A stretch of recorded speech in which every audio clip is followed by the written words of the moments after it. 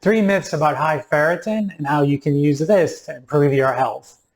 My name is Dr. Tom Refrano from the Natural Medicine Clinic in Palm Beach Gardens, Florida, and I've had the opportunity to see over 100,000 patient visits over the last 37 years, many of whom have gotten thyroid issues and ferritin abnormalities, either high or low. And today I'm going to talk to you about high ferritin, as it is a common thing I see. And the number one myth surrounding this is that high ferritin means you have iron overload. Now, while it can mean that, it's not the most common cause. So the thing is, when people find out they have high ferritin, they automatically want to start donating blood or told to donate blood, and they often will feel worse if it's not due to high ferritin. So how do you find out what it's due to? You get proper testing. So the testing you want to get, besides checking for ferritin, is iron, percent saturation, and TIBC. So this determines if you have iron overload or not, along with CBC, chemistry panel, and the other causes of high ferritin. The most common causes are inflammation, insulin resistance, infection. So that's where the CBC, chemistry panel, CRP, GGT, LDH come into play. Insulin resistance, lipids, insulin, A1C, uric acid. So you have to get these tests to figure this out. Along with, I'd like to also see thyroid numbers, TSH, free T3, free T4, adrenal hormones, DHEA, cortisol, other hormones, testosterone, estrogen, progesterone, etc. And if you do have high ferritin along with high saturation in iron, then if your saturation is over 45%, along with high ferritin, then you can get hemochromatosis DNA to see if that's the issue. So that's the minimum test to find out what is going on with that. When you have answers, though, to that, you can also look further at functional testing to determine the root cause. So for instance, I had a patient come in his 30s who was having a lot of digestive symptoms, gas, bloating, diarrhea, headaches, joint pain, fatigue, brain fog, insomnia. Had been to many different doctors. They had ultimately diagnosed him with ulcerative colitis, along with another autoimmune condition, and they gave him prednisone, gut anti-inflammatories, as well as immunosuppressive drugs, injections that he had to take. So he did that for a while. He just still felt miserable, wasn't able to do his regular sports, felt terrible. Came in and we did this comprehensive health panel that I described and found out, yes, he did have high ferritin, but it was not from iron overload. You know, he had above optimal insulin levels, high CRP, which is an inflammatory marker. So he had high inflammation, above optimal insulin, and he had high white blood count, indicating an infection. So those are three common causes: infections, inflammation, insulin resistance, which he had all three of those. So the question is, I could stop there, but I like to check for root causes. So look at deficiencies, toxins, infections, hormonal imbalance, food reactions, those 5 areas of functional testing, and found out he did have multiple nutrient deficiencies. He had toxins, high mercury levels, and other environmental and mycotoxins. And he also had a gut infection, so bacterial overgrowth, C. diff, he had candida overgrowth, and he did have high markers for ulcerative colitis showing inflammation in his gut. So there you have the underlying root causes of infection and inflammation. So now we know how to work on that.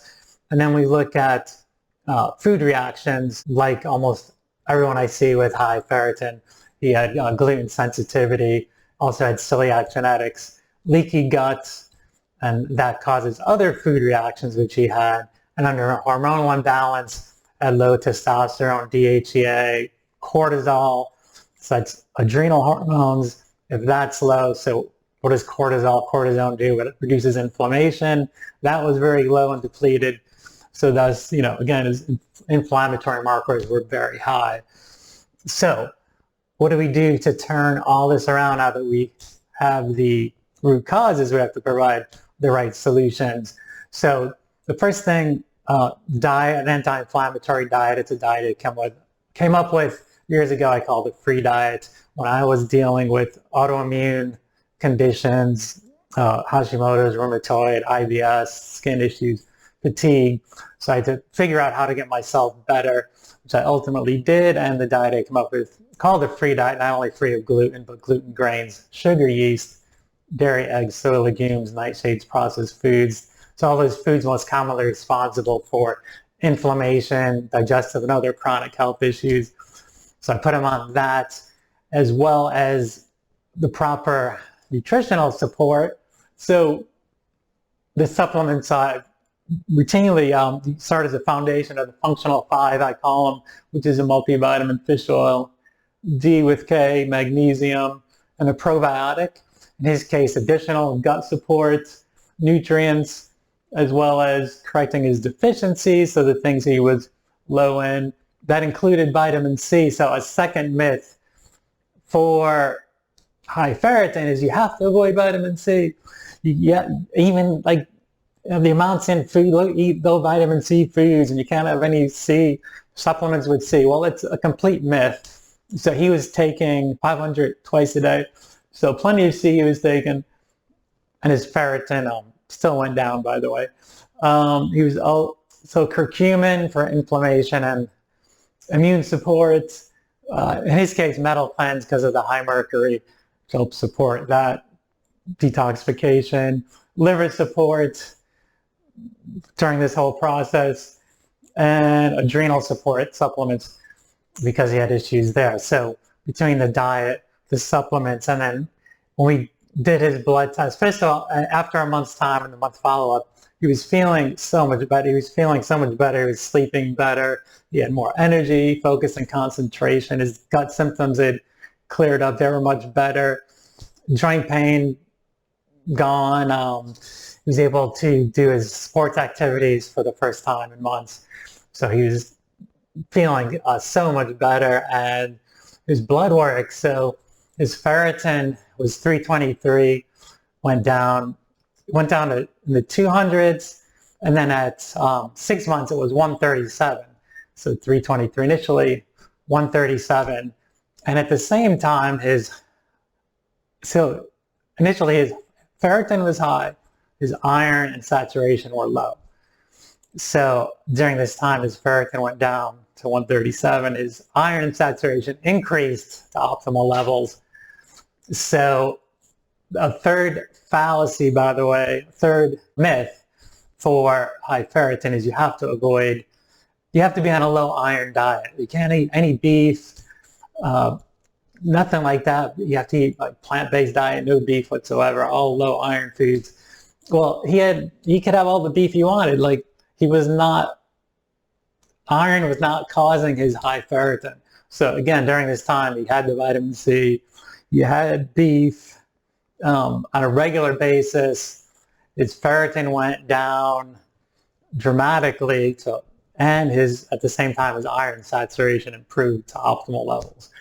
So it did go down. His insulin started at 9.3.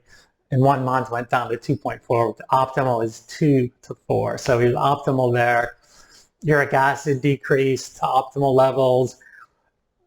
His C-reactive protein showing inflammation went from over 4 to less than 1 in 3 months.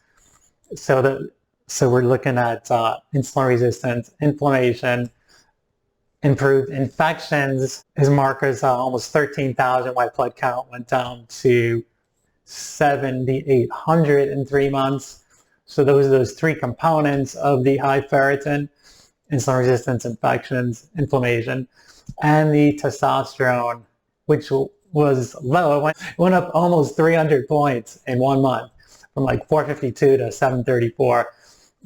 Did we give him testosterone? No, but just by Finding out the root causes and being provided the right solutions, then you can turn these things around, and you have secondary benefits of like optimizing your hormone function without having to take medication, drugs for this and drugs for that. There's a temporary fix, and this just helps get to the root cause and help you feel better. So the number one takeaway, you have to get the right testing to find out what's causing your high ferritin. And then once you're provided the right testing, then you can be provided the right solutions. And if you do that, I believe almost anyone can get better. So thanks for joining me today. If you would like a copy of the Free Diet Phase 1 food chart, we can send that to you. Just go to that link below. We'll get that to you. Thanks for joining me today. And if you like the video, click that like button and subscribe below. And I look forward to seeing you next time. Take care.